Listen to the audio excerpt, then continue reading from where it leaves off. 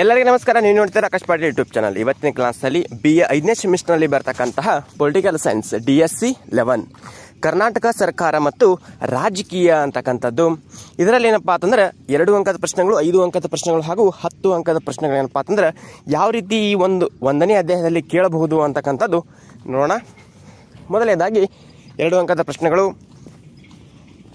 ರಾಜಕೀಯ ಎಂದರೇನು? 2. ರಾಜ್ಯ ರಾಜಕೀಯದ ಅರ್ಥವನ್ನು ಬರೆಯಿರಿ. 3. ರಾಜ್ಯ ರಾಜಕೀಯವನ್ನು ಕುರಿತಾದ ವಿಚಾರ ಸಂಕಿರಣಗಳನ್ನು ಎಲ್ಲಿ ಮತ್ತು ಯಾವಾಗ ಆಯೋಜಿಸಲಾಗಿತ್ತು? ಇನ್ನು 4ನೇದಾಗಿ ರಾಜ್ಯ ರಾಜಕೀಯವನ್ನು ಕುರಿತಂತೆ ಅಧ್ಯಯನ ನಡೆಸಿದ 2 ತಜ್ಞರನ್ನು ಹೆಸರಿಸಿರಿ. ಇನ್ನು 6.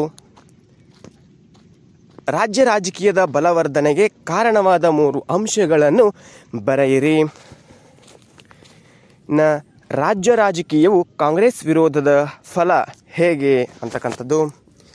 7ನೇದಾಗಿ ರಾಜ್ಯ ರಾಜಕೀಯವು ಅಂತಾರಾಜ್ಯ ವಿವಾದಗಳಿಂದ ಕೂಡಿದೆ ಹೇಗೆ? ಇನ್ನು 8ನೆಯ ಪ್ರಶ್ನೆ, ರಾಜ್ಯ ರಾಜಕೀಯವು ಸಾಂಸ್ಕೃತಿಕ ವೈವಿಧ್ಯತೆಗೆ ಹೇಗೆ ಕಾರಣವಾಗುತ್ತದೆ? ಇನ್ನು 9ನೇ ಪ್ರಶ್ನೆ, ಸಹಕಾರಯುತ ಸಂಯುಕ್ತ ವ್ಯವಸ್ಥೆ ಎಂದರೇನು? 10. ರಾಜ್ಯ ರಾಜಕೀಯದ 2 ಉಪಯುಕ್ತತೆಗಳನ್ನು ಬರೆಯಿರಿ. 10 ಏನಪ್ಪ ಅಂತಂದ್ರೆ ಈ 2 ಅಂಕದ ಪ್ರಶ್ನೆಗಳು ಈ ಮೊದಲನೇ ಅಧ್ಯಾಯದಲ್ಲಿ. ಇದರಲ್ಲಿ ಏನಪ್ಪ ಅಂತಂದ್ರೆ 5 ಅಂಕದ ಪ್ರಶ್ನೆಗಳು ಕೇಳಿದ್ರೆ ಯಾವ ರೀತಿ ಕೇಳಬಹುದು ಅಂತಕ್ಕಂಥ ನೋಡೋದಾದ್ರೆ, ಮೊದಲನೇದಾಗಿ ರಾಜ್ಯ ರಾಜಕೀಯದ ಕುರಿತು ಒಂದು ಟಿಪ್ಪಣಿಯನ್ನು ಬರೆಯಿರಿ. 2. ರಾಜ್ಯ ರಾಜಕೀಯದ ಸ್ವರೂಪವನ್ನು ಚರ್ಚಿಸಿರಿ. 3. ರಾಜ್ಯ ರಾಜಕೀಯದ ಮಹತ್ವವನ್ನು ವಿವರಿಸಿರಿ. ಇಷ್ಟಂದ್ರೆ 5 ಅಂಕದ ಪ್ರಶ್ನೆಗಳು. ಇನ್ನು 10 ಅಂಕದ ಪ್ರಶ್ನೆಗಳು ಕೇಳಿದ್ರೆ, ರಾಜ್ಯ ರಾಜಕೀಯದ ಎಂದರೇನು, ಅದರ ಸ್ವರೂಪವನ್ನು ವಿವರಿಸಿರಿ. ಇನ್ನು 2. ರಾಜ್ಯ ರಾಜಕೀಯದ ಮಹತ್ವವನ್ನು ಪರಿಶೀಲಿಸಿರಿ ಅಂತಕ್ಕಂಥ ಈ 2 ಪ್ರಶ್ನೆಗಳು.